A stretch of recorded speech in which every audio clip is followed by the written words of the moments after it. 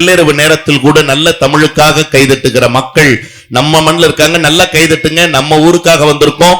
உலகத்திலேயே ஏன் இந்த கைதட்டலை கேட்டு வாங்குறோம் அப்படின்னு சொன்னா, ஒரு மனிதன் பிறக்கின்ற போது அவனுக்கு கிடைப்பது தாயினுடைய நாக்கிலிருந்து பிறக்கிற தாலாட்டு. அதே மனிதன் இந்த மண்ணை விட்டு நீங்குகிற போது அவனுக்கு கிடைப்பது உற்றார்கள், உறவினர்கள், உடன் பழகியவர்களினுடைய கண்களிலிருந்து வழிகிற நீராட்டு.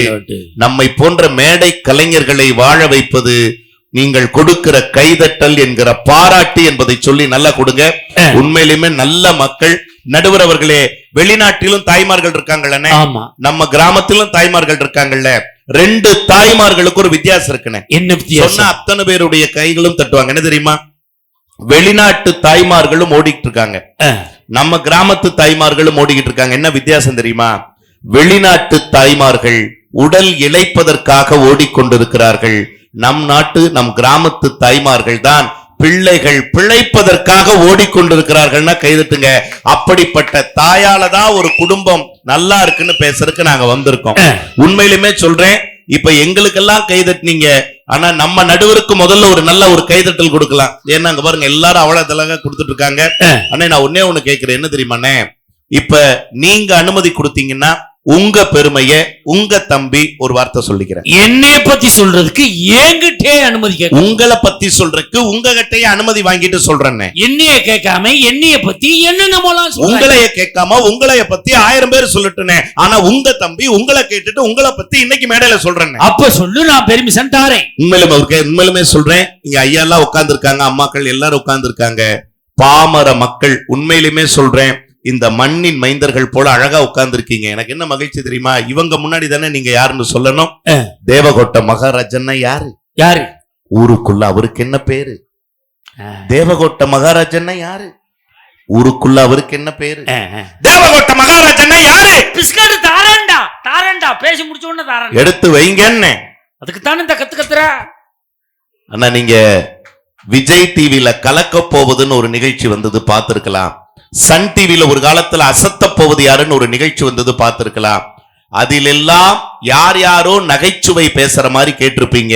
பேசுகிறவர்கள் தான் யார் யாரோ, ஆனால் அவர்கள் பேசுகிற நகைச்சுவைக்கெல்லாம் சொந்தக்காரர் யாருன்னு கேட்டா தேவகோட்டை மேடை கலைவாணர் அன்பு அண்ணன் மகாராஜன் அவர்கள்னா ஒரு கைதட்டல் கொடுங்க. எப்படி விசிலோட வருது பாருங்கன்னு. நடக்குதா இல்லையா? நான் டிவில ஜோக் எழுதி கொடுக்கறது என்னோட வேலை. சரி, ஒரு ஜோக்கு எழுதி கொடுத்தா 500 ரூபா கொடுப்பாங்க. அதை அவங்க டிவில பேசிட்டு 50,000 ரூபாய் சம்பாதிச்சு கார்ல சுத்துறானுவ. நான் 500 ரூபா வாங்கிட்டு பஸ் ஸ்டாண்டா பைதி சுத்தி விட்டுறேன். நடுவர் அவர்களே, அவங்கெல்லாம் கேமராக்களுக்காக பேசுகிறார்கள். நீங்க தான் மக்கள் மனசுக்காக பேசுறீங்க. கைதட்டல் கொடுங்க. அவங்க பாருங்க, சேர்ல இருக்கிற பாட்டியிலிருந்து இங்க இருக்கக்கூடிய தம்பியிலிருந்து கைதட்டுறாங்கன்னா உலகத்திலேயே பெரிய விஷயம், பெரிய புண்ணியம் எது தெரியுங்களா? யாருடைய அழுகைக்கும் காரணமாக இல்லாமல் எல்லோருடைய சிரிப்புக்கும் காரணமான அண்ணன் மகாராஜன் அவர்களுக்கு ஒரு நல்ல கைதட்டல் கொடுக்கலாம். இன்னுமே எவ்வளவு அழகா கேட்டுட்டு இருக்காங்க. தாயா தாரமா, ஆமா, ரொம்ப எளிமையா சொன்னாங்கல்ல. எத்தனையோ விஷயம் சொன்னாங்கல்ல. என் தங்கச்சி இவ்வளவு நேரம் வந்து பேசினாங்க. எனக்கு என்ன, எல்லாம் நிறைய கேள்வி கேட்டாங்க, நீங்களும் பதில் சொன்னீங்க. ஒரே ஒரு கேள்வி நான் கேட்கிறேன், நீங்க சொல்லுங்க. ஒரே ஒரு கேள்வி தானே? ஆமாண்ணே, உங்க தம்பி நான் கேட்கிறேன், சொல்லுங்க. தம்பி நீங்க கேளியா? அண்ணே, சொர்க்கத்துக்கு போகணும்னா என்ன செய்யணும்? சொர்க்கத்துக்கு போகணும்னா அண்ணே, மக்கள்லாம் ரொம்ப ஆர்வமா இருக்காங்க. நீங்க என்ன பதில் சொல்ல போறீங்க? என்ன இவங்க என்ன சொல்றாங்க? தங்கச்சி என்ன சொல்றாங்க? தர்மம் பண்ணணும், தர்மம் புண்ணியம் பண்ணணும். சரி, மனைவிய கண்கலங்காம பாத்துக்கணும். அதெல்லாம் பண்ண வேண்டாம். அடுத்தவங்க கூட கெட்டு போட்டு பொன்னர் சங்கருக்கு போய் சாமி கும்பிடணும். பொன்னர் சங்கர்ட்ட என்னன்னு கும்பிடணும்? அடுத்தவங்க கூட கெட்டு போகணும். அடுத்தும் வெள்ளாம் வீடு வந்து சார்படாது. அவன் தறி ஓட்டுனா ஆடி அக்கிரமம் போகணும். வெள்ளு வச்சு தீ பிடிச்சி எறியணும். என்னென்னமோ சொல்றான். வேண்டுதலையெல்லாம் சொல்லிக்கிட்டு இருக்காங்க. ஆமாண்ணே, எனக்கு அப்படிதானே தோணுது. அவர் என்னமோ சொல்ற வர்றாருண்ணே. தம்பி, சொர்க்கத்துக்கு போகணும்னா என்ன பண்ணணும்? பொண்டாட்டி ஊருக்கு போகணுங்கிறான்டா. அந்த எஃபெக்ட்ல சொல்லிட்டு இருக்காரு. அண்ணா நீங்க சொல்லுங்க அண்ணா. அவங்க ஒரு மாதிரி சொல்றாங்க. இப்ப நடுவர் நீங்க என்ன சொல்றீங்க? நான் ஏதோ கும்பாபிஷேக நாள்ல நீங்க சொல்லுங்கண்ணே, சொர்க்கத்துக்கு போகணும்னா என்ன செய்யணும்? ஒன்னே ஒண்ணுதான் அண்ணே. அவங்க சொன்ன 3 நாள் எல்லாம் செய்ய வேண்டாம். ஒன்னே ஒண்ணுதான். ஒன்னே ஒண்ணு செஞ்ச போதுமா? மக்கள் ஆர்வமா கேட்டுக்கிட்டு இருக்காங்க. சொல்லுங்கண்ணே, என்ன செய்யணும்? செத்தா சொர்க்கத்துக்கு போலாம்டா. செத்தா சொர்க்கத்துக்கு போகணுமா? ஆனா உண்மையா சொல்றேன், நம்ம கிராமத்துல செத்தாதான் சொர்க்கத்துக்கு போகணுங்கிற அவசியம் இல்ல நடுவர் அவர்களே. இப்படி ஊருக்குள்ள எல்லாரும் ஒரு உறவுகளா இருந்து இப்படி எங்க அம்மா சொல்லிச்சு, பத்த வைக்க வராடா பத்த வைக்க வராடான்னு. உண்மைதானே? கைதட்டுங்க சார். உண்மையிலுமே நல்லா இருக்கிற குடும்பத்துல பத்த வைக்க வந்ததே அவங்க தானே. உண்மை யோசிச்சு பாருங்க. பற்றோடெல்லாம் இல்ல, உங்க குடும்பத்தோட பற்றா இருக்கிறீங்க, எங்க குடும்பத்தை அந்நியமாக்கிறீங்க. அதுதான் உண்மையான உண்மை. இதுல பற்ற வைக்கிறவங்களோ பற்று வைக்கிறதுக்கு வராங்கன்னாங்க. நடுவர் அவர்களே, அம்மாவோட சிரிச்சு பேசுனா மனைவிக்கு எரியுது வயிறு, மனைவியோட சிரிச்சு பேசுனா அம்மாவுக்கு எரியுது வயிறு. இந்த கிராமத்துல நீங்க தீர்ப்பு சொல்லுங்க. என்னைக்கு கட்டிய மனைவியும் பெத்த தாயும் ஒருவருக்கொருவர் சிரித்து பேசுகிறார்களோ அன்றைக்குத்தான் கணவனுடைய மனசுக்குள்ள ஒரு கைதட்டுங்க. அந்த வாய்ப்பு நடக்குதானே? அது உண்மை. அதுக்காக தான் இங்க எல்லாரும் அந்த தலைப்பை தேர்ந்தெடுத்து கொடுத்திருக்காங்கன்னா, நடுவர் அவர்களே, கல்யாணம் ஆன புதுசுல பொண்டாட்டிய கூட்டிட்டு கொஞ்சம் வெளியில தெருவுல போயிட்டு வா பான்ச்சு எங்க அம்மா. எங்க அம்மா சொல்றதே அதிசயம், அது உங்களுக்கு தெரியும். அதுவும் உங்க அம்மா தெருவுல போயிட்டு வா யோசிச்சு பாருங்க. வெளியில தெருவுல போயிட்டு வாச்சு, வெளியும் போயிட்டு வா, தெருவுலயும் போயிட்டு வாச்சு. உண்மையா சொல்ற நடுவுல மனைவிய கூப்பிட்டு, அம்மா எங்க அம்மா சொல்லிருக்கு வா. உங்க அம்மாவா சொன்னாங்களா? ஆமாமா சொன்ன. என்ன சொன்ன? இல்லப்பா, கல்யாணம் ஆன புதுசு மனைவியை அழைச்சிட்டு பைக்ல கூப்பிட்டுட்டு அப்படியே கோயிலு குளத்துக்கு போயிட்டு சினிமாவுக்கு போயிட்டு ஹோட்டல்ல சாப்பிட்டு வந்துரு, கிளவி எனக்கு என்ன, வீட்டுல இருக்கிறத சாப்பிட்டு இருந்துக்கிறேன் சொன்னே. கேட்கல. மறுபடியும் கேட்டா, உங்க அம்மா என்ன சொன்னாங்கன்னா, இப்ப இதத்தாப்பா சொன்னாங்கன்னு வண்டியில ஏறி உட்கார்ந்தாச்சுன்னு. வண்டி வீட்டுல இருந்து வெளியில வருது, வீதிக்குள்ள வண்டி ஓட்டுறேன். சொரண்டுனா, உங்க அம்மா என்ன சொன்னாங்கன்னா, இந்த மாதிரிப்பா கோயில் குளத்துக்கு போயிட்டு சினிமாவுக்கு போயிட்டு ஹோட்டலுக்கு போயிட்டு சாப்பிட்டுட்டு அப்புறமா வீட்டுக்கு வாங்கன்னா வண்டி வீதியில இருந்து மெயின் ரோட்டுக்கு வருதுன்னு மறுபடியும் சொரண்டா, உங்க அம்மா என்ன சொன்னாங்க அப்படின்னா. கடுப்பாச்சு நடுவர் அவர்களே. வண்டியிலிருந்து கையை விட்டுட்டு திரும்பி இதை தாண்டி சொன்னாங்கிற எதிர்த்தால லாரி வந்தது கவனிக்கல நடுவர் அவர்களே. லாரி மேல வந்துருமோன்னு டிச்சுக்குள்ள வண்டி கிடக்குது, வண்டிக்கு கீழே நான் கிடக்குறேன். என்ன தேடி வந்தா நடுவர் அவர்களே. தலையில இருக்கக்கூடிய ரத்தத்தை துடைக்கிறதுக்கு தான் வருவான்னு பார்த்தா பக்கத்துல வந்து சொன்னா, இப்பவாவது சொல்லுங்க உங்க அம்மா என்னதான் சொன்னாங்கன்னு கேட்கிறாளே. இந்த மனைவியால நிம்மதி வருமா நடுவர்? எப்படி வரும் நான் கேட்கிறேன். ஆனா தாய்ங்கிறவ யாரு தெரியுங்களா? இங்க எத்தனையோ தாய்மார்கள் இங்க பாருங்க, குழந்தைகளை மடியில சேர்த்து வச்சு உட்கார்ந்து இருக்காங்க. ஒருத்தன் வேலைக்காக வெளியூர் போனானே. இப்ப இங்க இருக்கிற ஒரு பையன் கோயம்புத்தூர்ல ஒரு கம்பெனிக்கு வேலைக்கு போனான். இன்டர்வியூக்காக போனா. காலையில 7 மணிக்கே கிளம்பிட்டாங்க. சாயந்தரம் 7 மணிக்கு வரான். வீட்டுக்குள்ள நுழையும் போதே அப்பா கேட்டாரு, காலையில 7 மணிக்கே போனீங்களே தோற, இந்த வேலையாவது கிடைக்குமான்னார். அக்கா கேட்டா, சம்பளம் எவ்வளோடா தம்பின்னா. தங்கச்சி கேட்டா, முதல் மாசம் சம்பளத்துல எனக்கு ஒரு செட்டு சுடிதார் வாங்கி கொடுக்குறீங்களா அண்ணான்னு கேட்டா. ஆனால் ஒரே ஒரு குரல் மட்டும்தான் சமயக்கட்டுல இருந்து கேட்டுச்சு. என்ன தெரியுமானே? காலையில 7 மணிக்கே போனையே சாமி, ஏதாவது சாப்பிட்டியா சாமின்னு கேட்கிற ஒரே குரல் யாரு தெரியுங்களா? பெற்றெடுத்த தாயின் குரல் மட்டும்தான் நடுவர் அவர்களே. தாயினுடைய சமையலுக்கும் மனைவியினுடைய சமையலுக்கு என்னென்ன வித்தியாசம்? ஒரே வித்தியாசம் தான். என்னென்ன வித்தியாசம்? மூக்கு பிடிக்க சாப்பிட்டோம்னா அம்மா சமையல். மூக்க புடிச்சுக்கிட்டே சாப்பிட்டோம்னா அதான் பொண்டாட்டி சமையல். ஆஹா, வேற என்னென்ன வித்தியாசம்? இன்னொரு வித்தியாசம் இருக்கு. என்னென்ன? நரச்ச முடி கிடந்தா அம்மா சமையல், கருப்பு முடி கிடந்தா பொண்டாட்டி சமையல். செம்பட்ட முடினா ஓன் சமையல். அத்தாடி, அவன் சமைக்கவே இல்ல அப்படி சொல்லுங்க அண்ணே. ஆனா உண்மை நடுவர் அவர்களே, பசிக்கும் போது சோறு போடுபவள் மனைவினா பசிக்க விடாமல் சோறு போடுபவள் தான் நம் தாய் நடுவர் அவர்களே. அந்த தாய்க்கு நேரா ஏதாவது இருக்க முடியுமா? நீங்க எத்தனை வெளிநாடுகள் போயிருக்கீங்க? நான் 5 வெளிநாடுகள் போயிருக்கேன். ஒரு கைதட்டல் கொடுங்க. உண்மையிலுமே 5 வெளிநாடுகள். நம்ம நடுவர் 5 வெளிநாடுகள். 5 வெளிநாடுகள் எங்களுக்கு ரொம்ப மகிழ்ச்சியா இருக்கு, ரொம்ப பெருமையா இருக்கு. எங்க அண்ணன் 5 வெளிநாடுகள் போயிருக்கீங்க. இது என்னப்பா பெருமை? நான் 5 நாடு போயிருக்கேன். என் டீம்ல பேசுற, நம்ம டீம்ல பேசுற இந்த மேடம் ராணிகுமாரும் ராணி அம்மாவும் உமாநாத்தும் சரி 8 நாடுகள் போயிருக்காங்க. நடுவரே 5 நாடுகள் தான் போயிருக்காரு. ஆனா அணியில இருக்கிறவங்க இசைக்குழு அண்ணன்லாம் 8 நாடுகள் போயிருக்காங்க. 2 பேரும் 8 நாடு போயிருக்காங்க. உண்மையா? என்னென்ன நாடுகள்? என்னை விட எக்ஸ்ட்ரா 3 நாடு போயிருக்கு. எந்தெந்த நாடுகள்? 3 நாடுகள் போனாங்க எக்ஸ்ட்ரா. ஒரத்த நாடு, ராம் நாடு, வருஷ நாடு. எல்லாமே தமிழ்நாடு. பாஸ்போர்ட் அவங்கிட்ட இல்ல. ஐயா நான் உங்களுக்கு சொல்றேன், சென்ற ஆண்டு இதே நாள்ல இந்த மாதத்துல எல்லாரும் மலேசியா பட்டிமன்றம் போனோம். நல்ல வரவேற்பு. தமிழ் உலகம் யாருக்கு வரவேற்பு கொடுக்கிறது என்றால் எல்லோரையும் மகிழ்ச்சி கடலில் ஆழ்த்துகிற அண்ணன் மகாராஜன் அவர்கள் குழு என்பதற்காக எங்கள் அத்தனை பேருக்கு அவ்வளவு ஒரு மகிழ்ச்சியை கொடுத்தாங்க, வரவேற்பு கொடுத்தாங்க. நிகழ்ச்சி முடிஞ்ச பிறகுங்கய்யா எவ்வளவு அழகா உபசரிச்சீங்க உங்க ஊர்ல. அதே மாதிரி நிகழ்ச்சி முடிஞ்ச பிறகு மதிய உணவு ஏற்பாடு பண்ணியிருந்தாங்க. இந்த மாதிரி மேஜை நிறைய உணவுகள், இதெல்லாம் பாத்தீங்க அப்படின்னா வெளிநாட்டு உணவு, சைன உணவு, இதெல்லாம் பாத்தீங்கன்னா வடநாட்டு உணவுன்னு நிறைய வச்சிருந்தாங்க. தமிழ்நாட்டு உணவுன்னு மகாராஜன் சார்ட்ட கேட்டாங்க அண்ணன்ட்ட, சார் நீங்க எதை விரும்பி சாப்பிடுவீங்கன்னு சொல்லும் போது அண்ணன் சொன்ன வார்த்தை என்ன தெரியுங்களா? பழைய சோறு இருக்கான்னு கேட்டார். கைதட்டுங்க சார். அந்த இடத்துக்கு போனாலும் எந்த இடத்துக்கு போனாலும் அதை மறக்காம இருந்தாரு. நீராகாரம் இருக்கான்னு கேட்டீங்க. உண்மையிலுமே நடுவர் அவர்களே, இப்ப நான் சொல்றேன் உண்மை, நான் மட்டும் தயவு செய்து கைதட்டுங்க. எத்தனை நாடுகளுக்கு வேணாலும் போங்க, எவ்வளவு பெரிய ஸ்டார் ஹோட்டல்ல கூட சாப்பிடுங்க, எத்தனை லட்சங்கள் வேணாலும் ஒரு சாப்பாட்டுக்காக செலவு பண்ணுங்க. ஆனா தாய் மண்ணு பச்சை இலை, நானோ இன்று எச்சில் இலை. என் தாய் மண்ணு பச்சை இலை, நானோ இன்று எச்சில் இலை. ஒரு பொழுது அது விடியாதா, அட போடா உலகம் கிடக்குது கிடக்குது உள்ளுக்குள்ள சக்கரவர்த்தி. ஆனா உண்மையில் மெழுகுவத்தி, போடா போ உள்ளுக்குள்ள சக்கரவர்த்தி. ஆனா உண்மையில் மெழுகுவத்தி. பெத்தெடுத்தது யாரு, அழகு பெருத்தது யாரு, தத்தெடுத்தது யாரு, இப்போ தத்தளிப்பது யாரு? உள்ளுக்குள்ள சக்கரவர்த்தி, ஆனா உண்மையில் மெழுகுவத்தி. உள்ளுக்குள்ள மெழுகுவத்தி. அப்பம்பேரு ஊதுவத்தி. நடுவர் அவர்களே, இங்க இருக்கிற தாய்மார்கள், இங்க எத்தனையோ இளைஞர்கள் டிகிரி படிச்சிருக்கலாம், ஸ்கூல் படிச்சிருக்கலாம். ஒன்னு சொல்லட்டுங்களா?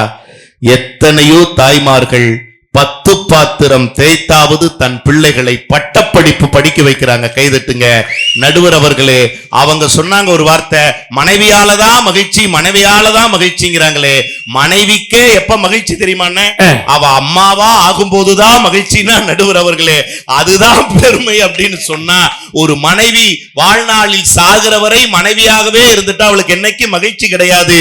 என்றைக்கு அம்மா என்கிற பதவியை அவள் அடைகிறாளோ அதுதான் ஒரு மனைவிக்கே ஒரு மகிழ்ச்சியாக இருக்கும் என்று சொன்னால் நடுவர் அவர்களே, நான் இப்படி சொல்லி நிறைவு செய்கிறேன். என்ன தெரியுங்களா? வாழ்க்கையில இருக்கும் போது தாயின் அருமை யாருக்கும் தெரிவதில்லை. இருக்கும் போது தாயின் அருமை யாருக்கும் தெரிவதில்லை. சண்டை போட்டே கொள்றாங்களே. நான் கேட்கிறேன், அவங்க வீட்டு உறவுகள் வந்தா ஒரு மாதிரி நடத்துறாங்க, நம்ம வீட்டு உறவுகள் வந்தா ஒரு மாதிரி நடத்துறாங்களே. நடுவர் அவர்களே, வாழ்க்கையில உண்ண கற்றுக் கொடுத்தவள் தாய், உடுக்க கற்றுக் கொடுத்தவள் தாய், உழைக்க கற்றுக் கொடுத்தவள் தாய், உண்மையா இருக்க கற்றுக் கொடுத்தவள் தாய்னா அந்த தாய் இல்லாம எதுவுமே இல்ல நடுவர் அவர்களே. அந்த தாய் இல்லாம எதுவுமே இல்ல. நான் இப்படி சொல்றேன், மிச்சம் வைக்காம சாப்பிடுவீங்களான்னு? இல்ல, வச்சிருவேன். மிச்சம் முடியலன்னா வச்சிருவீங்க. நான் கேட்கிறேன், மிச்சம் வைக்காமல் ஒரு குழந்தையை சாப்பிட பழக்குபவளும் தாய்தான். தாம் மிச்சம் வைத்ததை மட்டும் சாப்பிட்டு வாழ்பவளும் தாய்தான் அப்படின்னு சொன்னா நடுவர் அவர்களே, அந்த தாய் இல்லாமல் யாருமே இல்லை. அதனாலதான் கண்ணதாசன் கூட மிக அழகா சொன்னா, ஜீவநதியாய் வருவாள் நம் தாகம் தீர்த்தே மகிழ்வாள். ஜீவநதியாய் வருவாள் நம் தாகம் தீர்த்தே மகிழ்வாள். தவறினை பொறுப்பாள், தருமத்தை வளர்ப்பாள், தரணியிலே வளம் சேர்த்திடுவாள். தவறினை பொறுப்பாள், தருமத்தை வளர்ப்பாள், தரணியிலே வளம் சேர்த்திடுவாள். அந்த தாயில்லாமல் நாடில்லை, தானே எவரும் விரும்பவில்லை. நமக்கொரு தாய் இருக்கின்றாள், என்றும் நம்மை காக்கின்றாள். தாயில்லாமல் நாம் இல்லை. நடுவர் அவர்களே, சாகிற வரை இந்த மண் எனும் தாய் சுமக்கிறது என்றால், நம் மரணத்தின் போது கூட நமக்கு வலிக்காமல் இருக்க வேண்டும் என நினைக்கிற ஒரே உறவு பெற்றெடுத்த தாய் என்கிற உறவை தவிர வேறு யாரும் இல்லை என்கிற காரணத்தால், மனைவி என்கிற உறவு தாலிக்கொடி உறவு, தாய் என்கிற உறவு தொப்புள் கொடி உறவு, தாலிக்கொடி உறவு பாதியில் வந்த உறவு. ஆனால் தொப்புள் கொடி உறவுதான் ஆதியில் வந்த உறவு என்று சொன்னால், பாதியில் வந்த உறவை விட ஆதியில் வந்த உறவுதான் நடுவர் அவர்களே என்றைக்கும் குடும்பத்திற்கு தூணாக இருக்கிறது. வியக்க வைத்தவர்களின் பாதம் பணிந்து விருப்பமின்றி விடைபெறுகிறேன். நன்றி, வணக்கம். அருமையான பேச்சு, வாழ்க வளமுடன். அருமையா பேசியிருக்காரு. யாரு புள்ள அழுவுறது? நல்லா பேசியிருக்கான்னு சொல்ற, நீ அழுவுற. நீ சின்ன பிள்ளைன்னா அழுவத்தான் செய்யும்.